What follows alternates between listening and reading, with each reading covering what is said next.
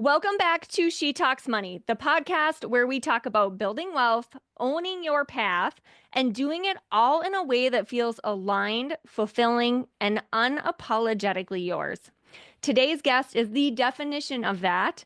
I'm joined by Lauren House, real estate agent with Real Brokerage and the author of the new book, Entrepreneurial Insight: 102 Quotes to Shape Your Path with Perspective.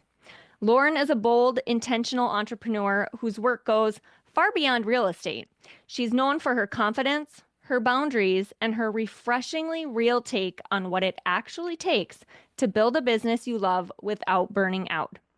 Today, we're talking about daily habits, mindset, imposter syndrome, boundaries, burnout, and how to pivot when everything feels like it's shifting.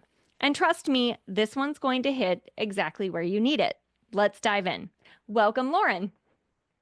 Thank you so much, Jennifer. That was a lovely intro. And I just feel like I have so many examples and flashbacks as you were reading that. It was like a moment in time for every word that you said. So you hit a lot of nails on the head.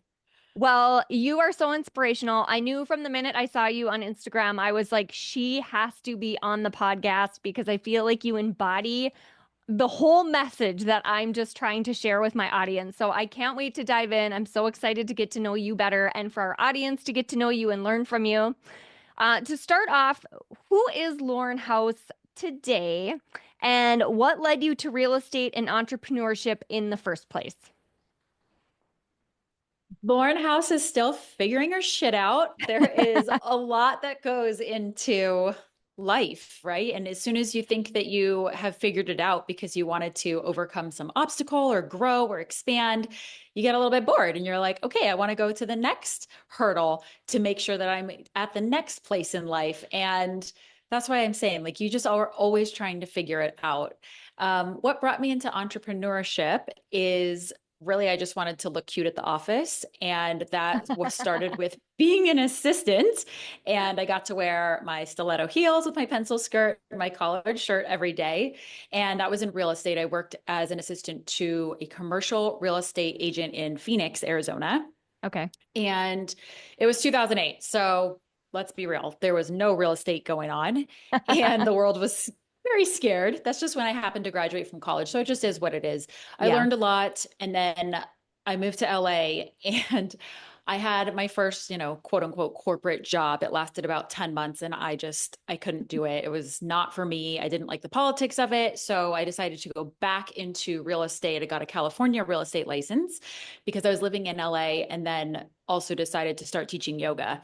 And so I felt like if people can trust me with their bodies and their health in the yoga world, hopefully that will transition into real estate, finances, building wealth in my other world of real estate. I love that. I wish I had yoga and meditation in my life like 15 years ago.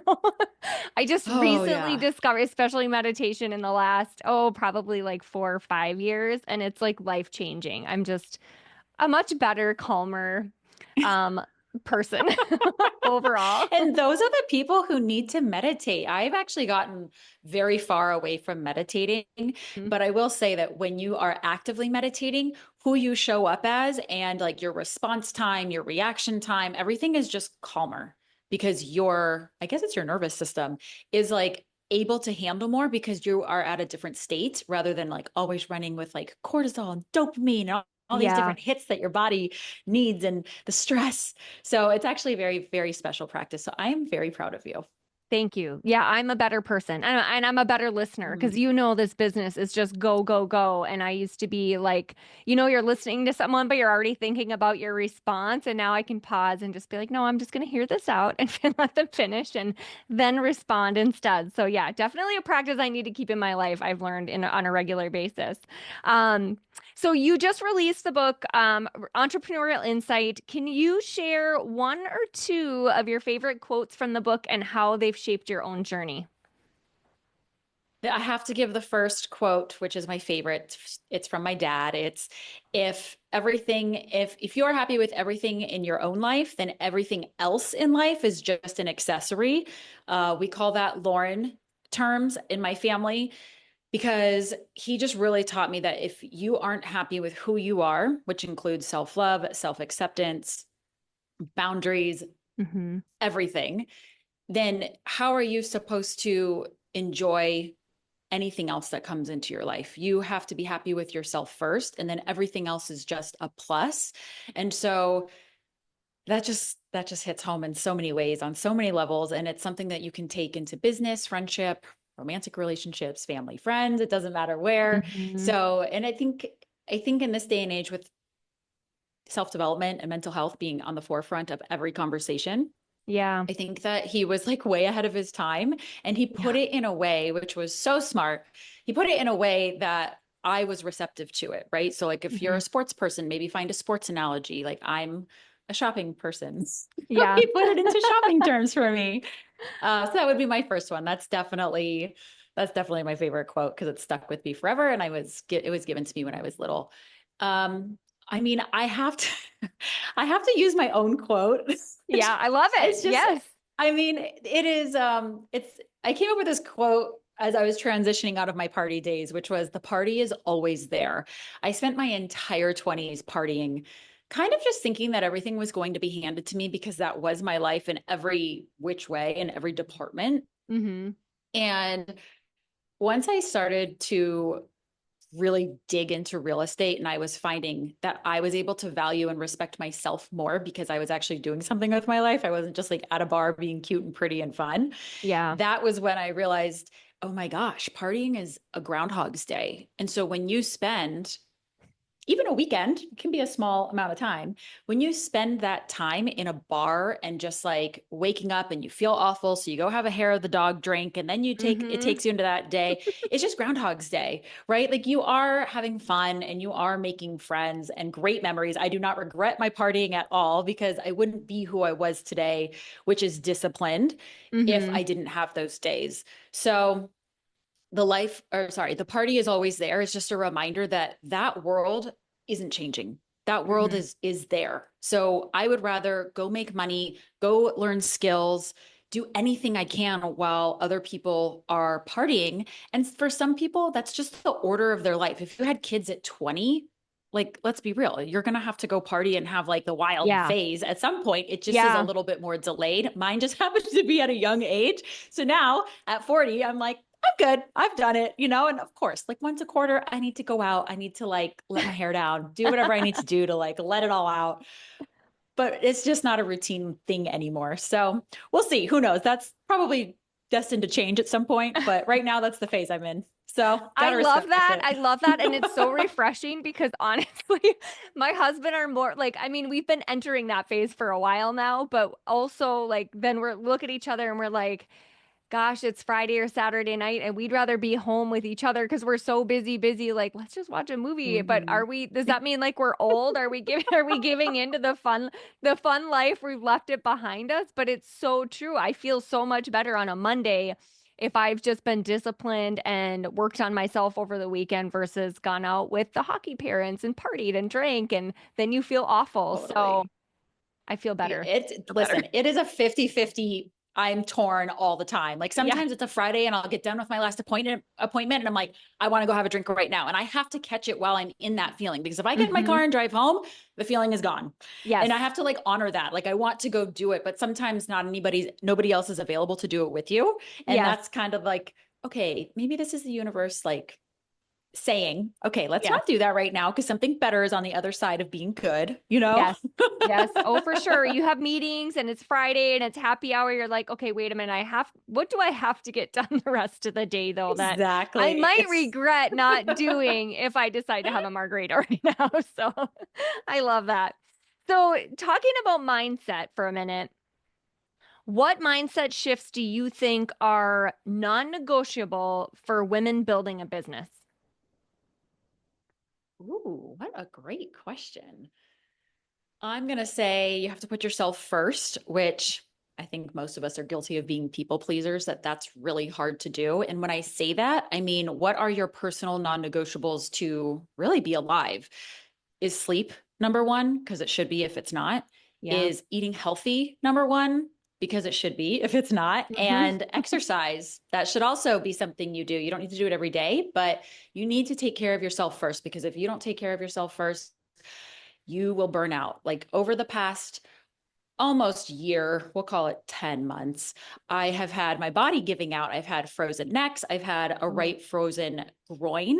And it's because I just go. Like I just don't stop. My brain is always going. And what I learned is that even if I'm sitting at home watching a movie, I'm not watching a freaking movie. Like I'm on my computer, I'm like getting content ready. I don't ever mentally relax. So I've Right. been trying to take the evenings and weekends off. This is like literally as of 1 month ago. And I will say, I haven't had, bless you, I haven't had any burnout. I haven't had like that fatigue. I've had to work on not being so guilty about not working, because when you are an entrepreneur, you're everything from the janitor to the CEO and Yeah. everything in between, which means you always have something that you can be doing. And sometimes you just want to do the things so that you can get ahead, so that you can enjoy the event that you have coming up, the travel that you have coming up. So Yeah. because of that, you have to take care of yourself. And I do think it comes with age, kind of like we discussed. Yeah. It's I was like going to as you say, get do you think it's older, changed from new entrepreneur to more seasoned entrepreneur? I think that mindset shifts, right? And for me, and I think for a lot of women, I know I'm a people pleaser to that, like, and mhm, it's my love language. I love like helping others and acts of kindness like that. That is just how I work. And so it took a long time for me to not feel selfish for taking the time to do those things that you said are so important, like exercising, eating right, sleeping well, taking care of myself first was really hard for me because I felt like I couldn't do that until I took care of others. But taking care of others, it's like endless, right? It never ends. You can go on and on and endless. on. So that's been a big mindset shift for me is to say, nope, it's not selfish. I need to take care of myself first, and then I can care for others.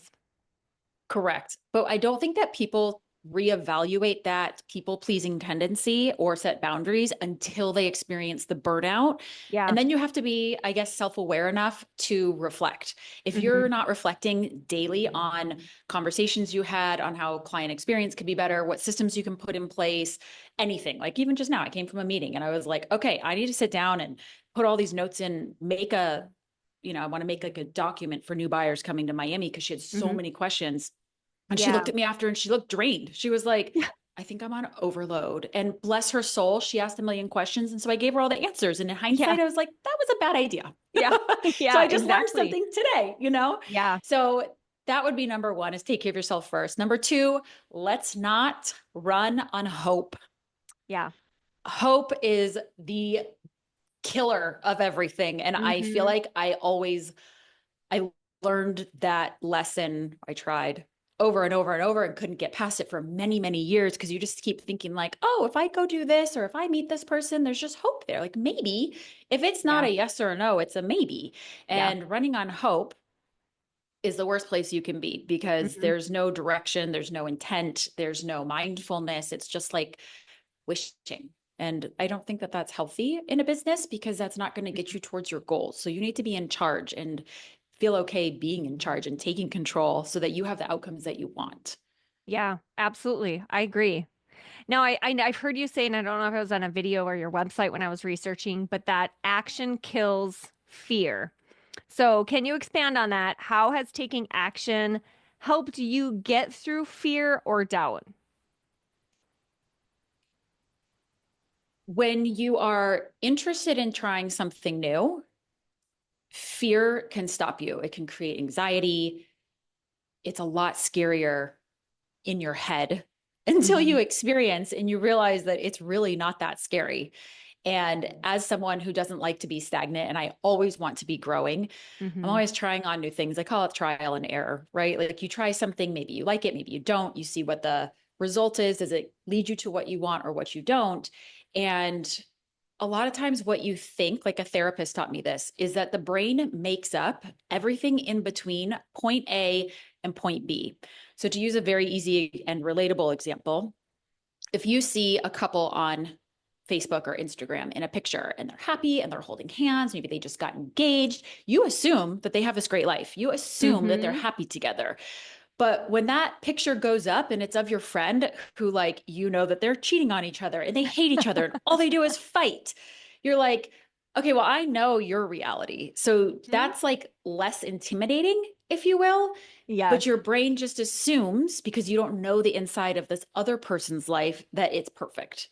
Mm-hmm. Does that make sense? Yeah. So, like, making sure that you have all the facts rather Yeah. than just letting yourself wonder. And the only way you can get the facts are by trying it. So, Yes. try it, see if you like it. And if you don't, if it's super uncomfortable, do you want to like have the courage to go through it and keep going? Mm-hmm. Or is it just like, this is resistance, it doesn't work for me, it's not aligned? Those are two very different reasons to maybe stop something. Yeah. But if you don't want to be stagnant, girl, you got to go try it and figure it out Yeah. and see if you like it. And that's the only way you're going to know if it's something that's really as scary as you think or if it's not. Yeah, absolutely. And for those people that are type A like me that think I have to have everything figured out, you don't. Take the first step and then figure out the next step. Otherwise, you're never going to try those new big scary things, right? So, I mean, we had technical difficulties at the beginning of this podcast. If I would have waited till I had all of the things figured out, we wouldn't be here today, right? So, if there's something you want to accomplish, just take that first step. You don't necessarily have to have the whole end game figured out, right? Like just take the step, see where it leads you, because most likely you're going to have to pivot anyways at some point. So just start. Yeah, Don't let the fear just, stop you from trying new things. So absolutely. shifting a little bit to like habits, what are a few daily habits or routines that help you show up as your best self, even when things might get a little bit chaotic? One of the quotes in the book actually is, if you don't have time to do it the first time, then why would you do it again?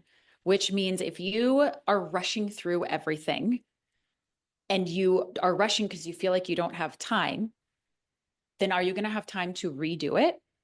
No, you're going to feel like you don't. Taking an extra 5 seconds, an extra 5 minutes to, in my business of real estate, look over a contract. Mm-hmm. Nobody's going to die. That is literally my motto. Nobody Yeah. is going to die. If I don't call them back, if I don't answer their phone call, unless we are under contract and there's like negotiations going on and I know there is a deadline, that is the only time, again, Mm-hmm. comes with age and seasonality. Love it. Like that is the only time that I allow somebody else's transaction to rule my life. Mm-hmm.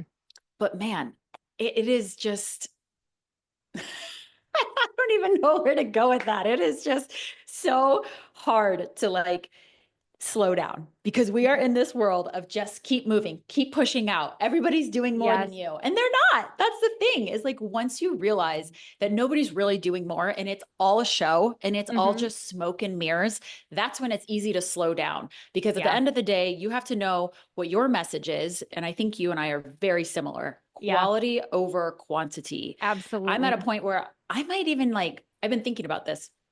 I might even cap the amount of clients that I work with because Mm-hmm. I know that once I have like 10 to 12 under contract at once, I'm done. I can't handle anymore. Mm-hmm. And if you have a new buyer or seller that comes into the game, they require a lot of attention and I don't have that to give you. So it's like understanding your bandwidth in Mm-hmm. order, and your morals and your ethics in order to get there. Yeah, absolutely. And I think you grow as you grow as an entrepreneur, right? Like we can go balls to the walls 100 miles per hour when we're first starting out, but I think as you get into like our business, right? I know I've learned, okay, what's my capacity and what are the things that I truly enjoy doing the most? And Yeah. you can kind of pinpoint those and then what else has to be done that I can outsource to Mhm. continue to grow if that's where I want to take my business, but I don't want to be wasting time on things that just don't bring me joy anymore. I know. And I feel like that's also a trial and error. You Oh, really for have to sure. try a bunch of things to understand what you're good at, what you gravitate towards, Hmm. and is it even money making? Let's start Yeah. there. Like we kind of just want to focus in the business. We want to focus on money making activities. And I can tell you on like a different note, it has cost me a lot of money because I didn't read the contract correctly. So I end up paying Mm. for closing costs because I missed that in the contract because I was so new, I was young, Yeah. I was just like so excited that I had an offer on my listing and they asked for a 3% buyer concession. And there goes my contract because when I reported it to the seller, they didn't let me know. I didn't let them know that Mhm. they have to pay for the concessions. So it's also been a very expensive mistake to move quickly and not slow down. Yeah. But that would be, and I hear it all the time when I talk to real estate agents on the other side. They're like, oh, I didn't have time to read it. So I let my transaction coordinator write it and send it out. Sorry, you're getting paid tens of thousands of dollars and Yeah. you don't have the time to read a goddamn contract? Like, Yeah. what? That is Your job. mind blowing to me. Exactly. So, yeah, I think that, and I think people just kind of think they can get away with Hmm. doing the least and still get paid the most. Yeah. And I feel like that's part of it. But my big one is just to slow down. It's not going Yeah. to cost you anything except for money if you don't. I agree. How do you think you personally recognize when it's time to pivot, whether it's goals, routines, or even people? Has there been a time where you feel like, okay, this is what's showing up and I have to pivot or I have to change something? People's the easiest place to start because you can tell when you're like colliding or Hmm. like I just had this client, he did not make me feel comfortable and my physical body could not stand being on calls with him and I was like, I'm sorry, like to the person who referred him to me, I was like, I can't work with him. I just Hmm. can't. Like and then you justify, well, you need the money or you should have the money Hmm. or why not have the money because it's going to be a sale. But it's Yeah. like my health, again, my health is more important than the Right. money that's going to go in my bank account from that. And you have to think about how you're clearing the energy Hmm. when you're pretty much removing people, whether it's an assistant, someone on your team, a client, doesn't matter. You really just have to make sure that you're doing what's best for you. Again, kind of goes back to mental health. Yeah. And then as far as other like activities, you want to like know about activities Yeah. specifically? Yeah. I think it goes back to what you said. Do you gravitate towards it? Do you like it? Are you good Yeah. at it? I mean, you can't do it for like 5 days and Hmm. judge if you like it or not. You really need Right. to give it like 3 to 6 months. Yeah. And I don't know, there's so much that goes into that because learning to pivot requires education from others who maybe are better at this specific thing than you Hmm. are. I listen to a lot of podcasts, I listen to a lot of books, and I feel like taking those little tidbits that really resonate with me and how can I implement that? So Yeah. like Alex Hermosi had a whole podcast on scheduling your calendar and it was like either clump the days. So, like if you have meetings that week, try to put them all in one day. And for a Hmm. girl, you have to get ready, you have to put on an outfit. For guys, I feel like it's a little easier. Yeah. As a female, like we have to get all ready. So, like, why would I want to go get all ready for one meeting and then Hmm. the rest of it's a computer day? That Right. doesn't make sense. You're pulling yourself out of the energy on both sides and being at your Yeah. desk and from being in person.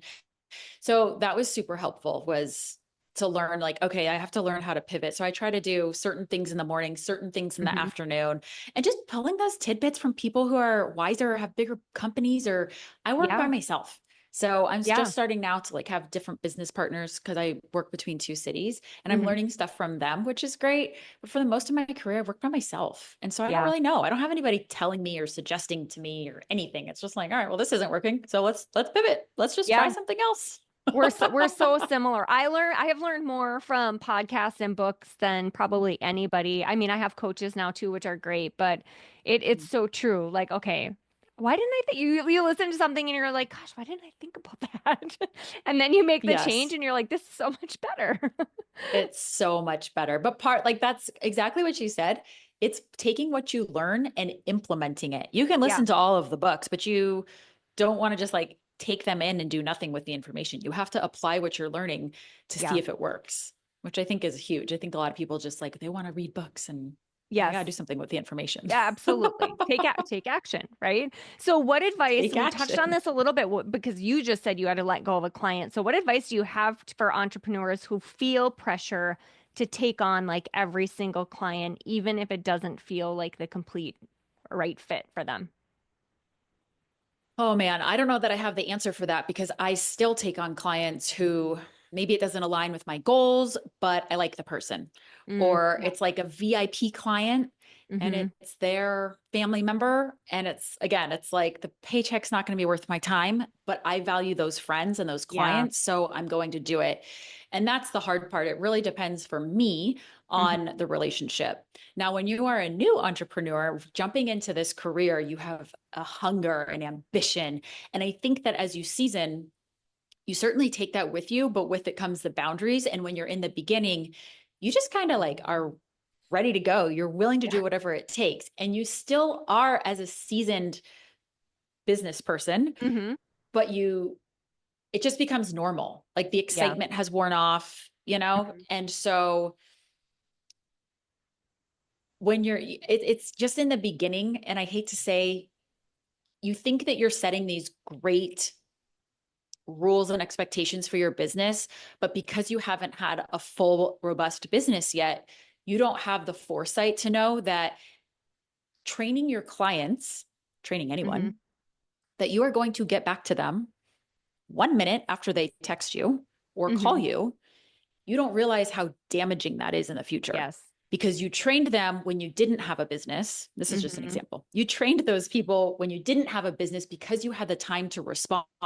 What you Mm-hmm. don't know in year one is that when you are 5, 6, 7, 10, 15 years in and you have a business and your day is booked back to back with meetings, they're Mm-hmm. going to be waiting 6, 7, 8 hours. Sometimes, if it's not immediate, important, urgent, I'll get back to you when I've showered and had dinner. And that's when you get a response from me. Yeah.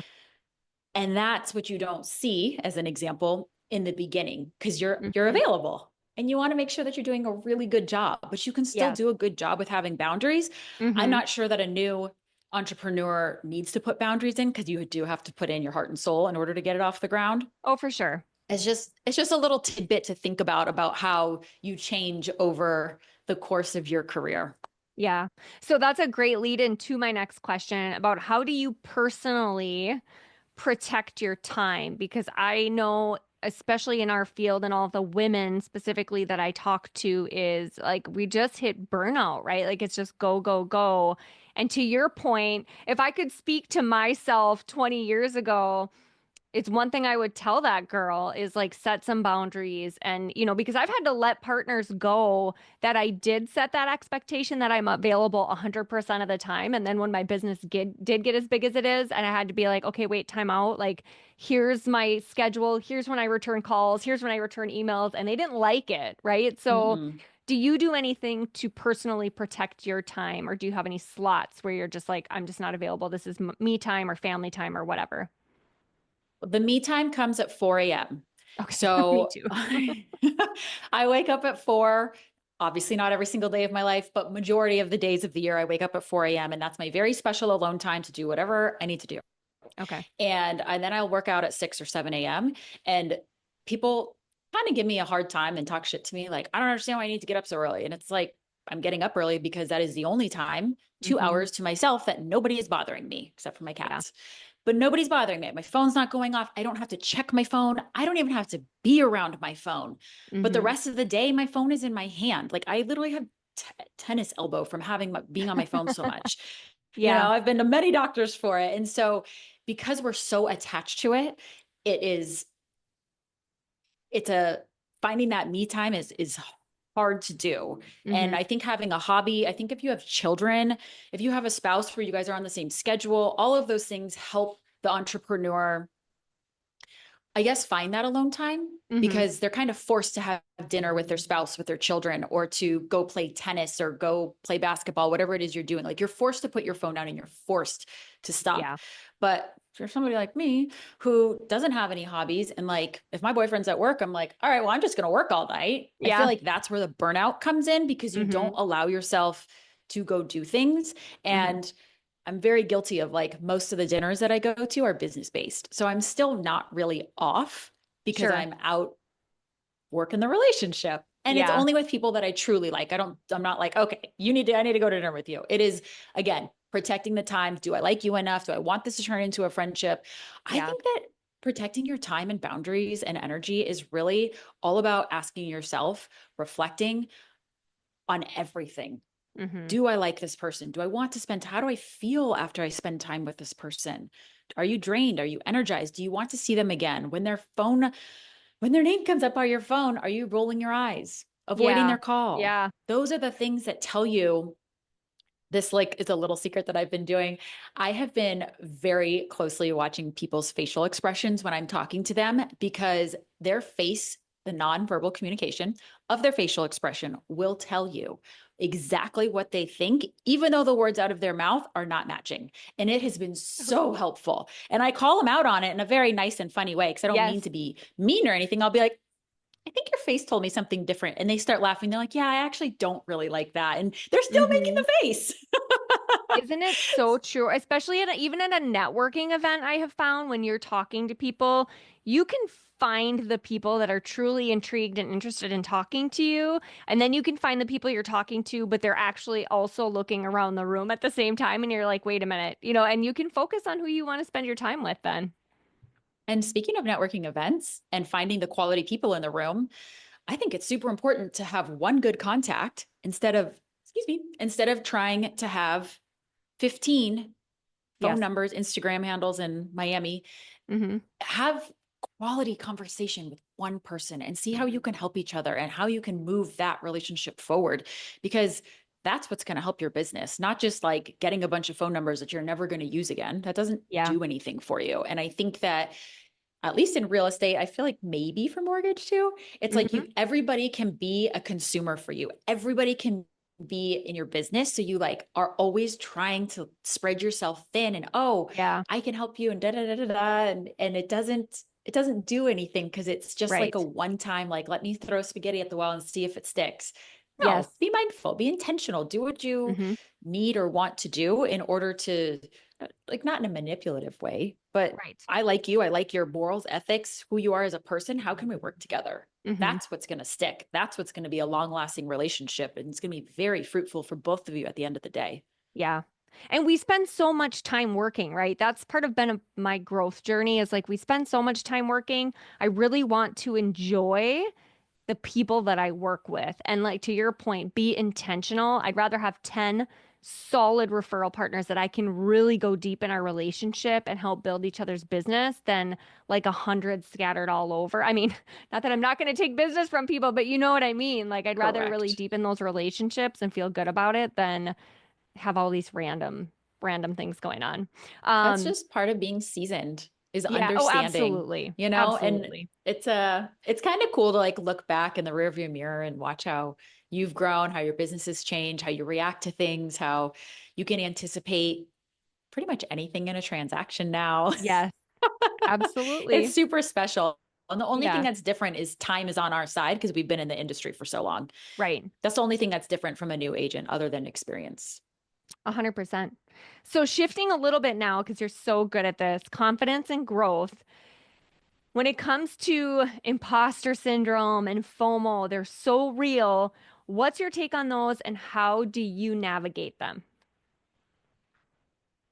Imposter syndrome is very real. I actually did not know what that term meant, and I had a hard time understanding it because I felt like it meant that you were trying to be somebody that you're not, Mm-hmm. not that you don't feel good enough for what it is that you're doing. Sure.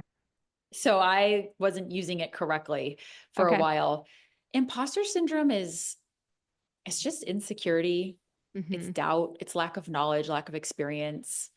And um I think just like looking back, like I said, looking back and seeing how far you've come and taking a look at who it is that you're working with. When you have high net worth individuals who are like Mm-hmm. asking your opinion on something Yeah. because they trust you, Mm-hmm. that's when you're like the imposter syndrome comes in. You're like, wait, I don't have as much money as you. And I feel Right. like I'm not old enough to have these answers, but they're Yeah. looking to you as the professional. And it's Yeah. because they trust you. And typically, if somebody who intimidates you, for example, Mm-hmm. and is creating the imposter syndrome, Mm-hmm. if they are asking you questions, they will, in their sentence at some point, let you know that they like you and they respect you. And that Mm-hmm. is why they want to hear your opinion. If they didn't like you or think you were capable of doing the job, then they Mm-hmm. wouldn't be working with you, even if you are referred to them. Right. And that is what I have found has helped me get over it. It's like, you know what? This guy believes in me. Why am I not believing in myself? And Mm-hmm. if I don't know the answer, I'm happy to go find it out. I'm happy to tell him, hey, I'm not really sure what to do here.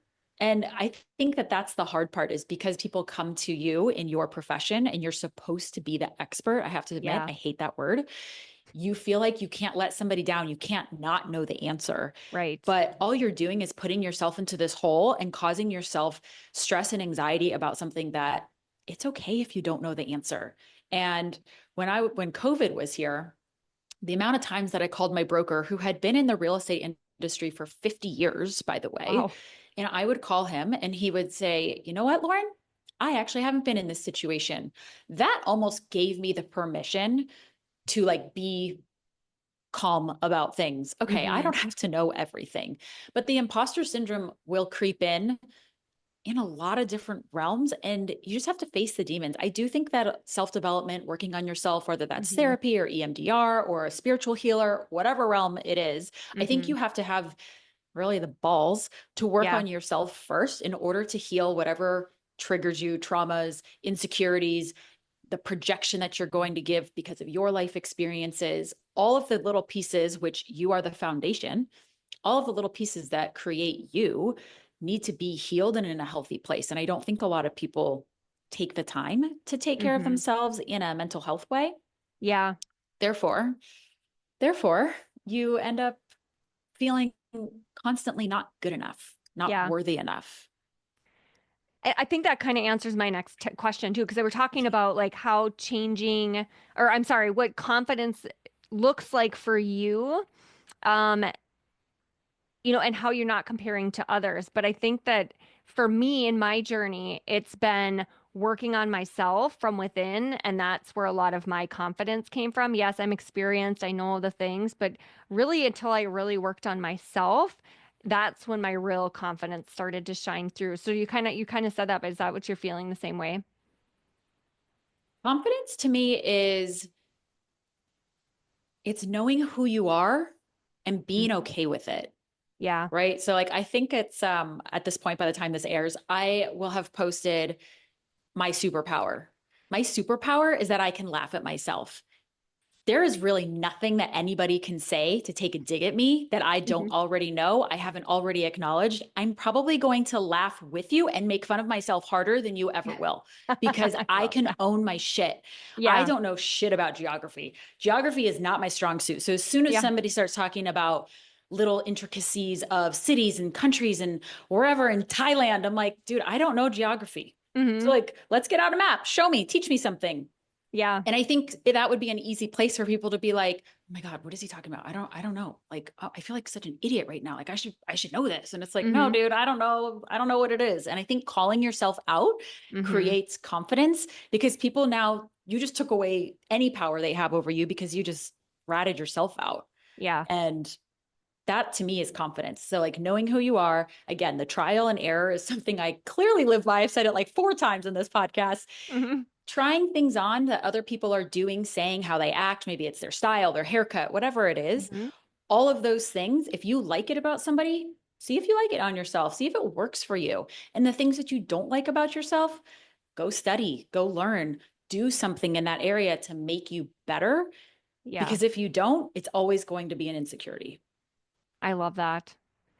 So, can you talk about one of the final questions here? Can you talk about how changing the people you surround yourself with has impacted your growth and your mindset? I'm so interested to hear your take on this because I've had quite an experience with this in the last couple of years. So, how has changing the people you surround yourself with affected your growth and mindset? Going back to who going back to working on yourself, as soon Hmm. as you start to evolve, those people who are not meant for you or who are friends with the old version of you, Hmm. they start to fall away. It's really hard to keep those friendships or those business relationships intact because you are no longer that person. So Yeah. you guys don't really have anything in common. You can cherish the friendship for what it was, Hmm. but you're like a bigger mind now. You have more things coming for you. You're attracting different things. And I think that's when new people enter and Mm-hmm. you start to see other people and things that they're doing and you're like, I want to be a part of that. And if you feel any twinge of jealousy, that's Mm-hmm. definitely the mirror effect of like, you do want to be a part of Yes. that, like I want to be on that realm or in that room or whatever it is. Yeah. And when I do talk to individuals who are wealthier in life and wealthier financially than me, it's just like, damn, like I want to be like that. Like, how do I Mm-hmm. get there? Like, and sometimes that makes me realize how micro minded I am because like I'm so focused on me and my life and my little world and my little business. And there's so much more out there. I think the quote is in my book and it's something like successful people say no to every opportunity, but really successful people say yes. And that hit Mm-hmm. me a certain way of like, maybe there are other things out there that are beyond what I can think of Mm-hmm. or could come up with. But because I don't know it, I'm scared. So I say no. Well, Yeah. what if you just took the time to listen to it? Mm-hmm. That's part of being open minded and part of being receptive to certain things. Like I'm very into synchronicities and what the universe brings you, what shows up, when it shows up. All of those things are things that I pay attention to. And I do believe that I have a lot of signs that come my way. Mm-hmm. And I take those into consideration when it's like, oh, well, that popped up 2 days in a row. What does that mean? Right. So then you're kind of like, gets your wheels turning. And Yeah. so it kind of goes back to pivoting. It's like being honest with yourself. If these people, this business, this whatever, this life isn't working for you and you need to change, Mm-hmm. it's okay because everything's going to fall into place and you can steal this. I think I'm a cat. I know I'm always going to land on my feet. Truly. Mm-hmm. I I'm love never it. worried about anything. I love it. Nothing worries me. I know that everything's going to work out for me. And so I think because of that, things just do work out for me. Like I don't believe Mm-hmm. in being sick. I am very rarely sick. Very, very, Yeah. very rarely. So those are the things, but they have to be like core beliefs. It can't be like, I just say this. It has to be a belief that's in you. Mm-hmm. So yeah, that might have been a little long-winded, but No, I and think I I'm got just there. this brought up just a random question, but I'm just so curious.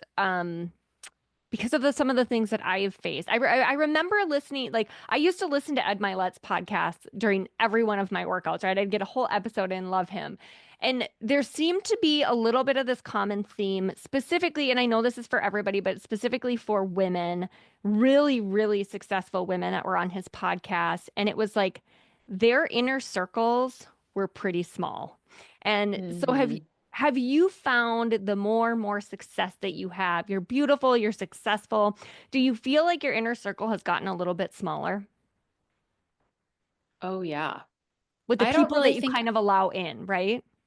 oh yeah. Like I have my Okay. girlfriends. Mm-hmm. I have different friends. Like I have my girlfriends who have changed over the years. And I think that with it being 2025, and I believe that because 2025 adds up to a nine, this is a deconstruct and a rebuild year because Mm-hmm. that's an end of a cycle. Nine is an end of a cycle. Mm-hmm. So because of that, almost every person I've talked to this year is experiencing this destruction, this death, whatever you want to call it, and this rebirth and this rebuild. And they're like lost, and I don't know who I am right now. So, this Mm-hmm. is like a perfect question for this because as you evolve, you really cannot let people in. You don't have the tolerance to deal with the people Right. who are gossipy or who are Yeah. asleep, we'll call it.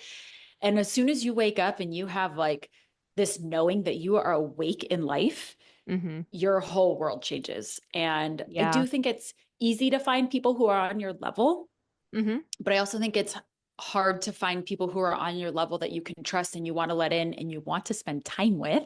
Mm-hmm. And I do think that there's two separate, there's a friend group and then a business group. So I am Yeah. actively searching for and asking for those people to enter because I'm just in that reconstruct phase right now and I don't really know what that looks like.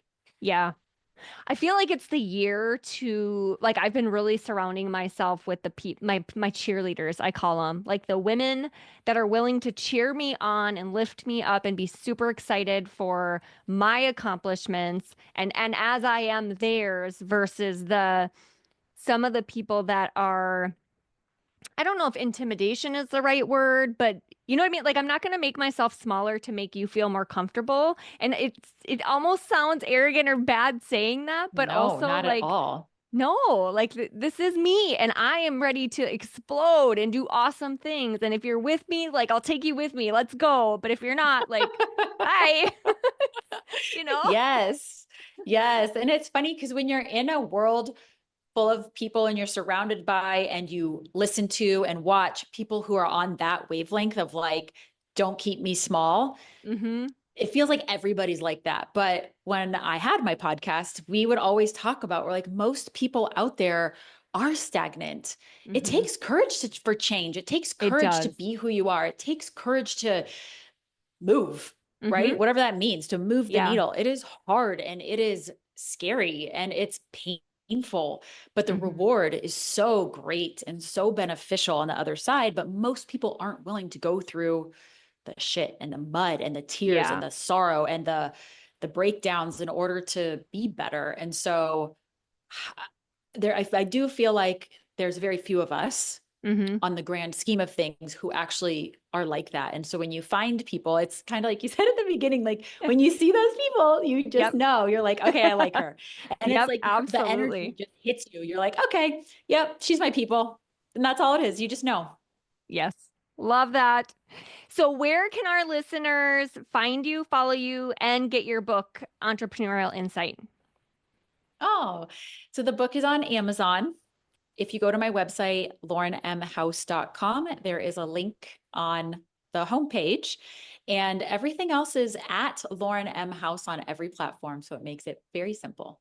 Perfect. We will make sure we have that in the show notes of the podcast as well. Thank you so much for being with us today. This was one of my favorites. I Oh, just thank love your you. energy. It shines through, and I'm sure everybody listening feels it as well. So I'm just so blessed and thankful that we crossed paths, and I'm sure we'll talk into the future as well. I'm gonna read an out go really quick. If this conversation lit a spark in you, share it with a friend, leave a review, and tag us on Instagram. You can follow Lauren at her Instagram handle as well as mine. We'll keep those in the show notes. And don't forget to grab her book, Entrepreneurial Insight. Trust me, it's packed with motivation and clarity for the long game. You heard a few amazing quotes today in this episode. And until next time, keep showing up, setting boundaries, and building wealth your way.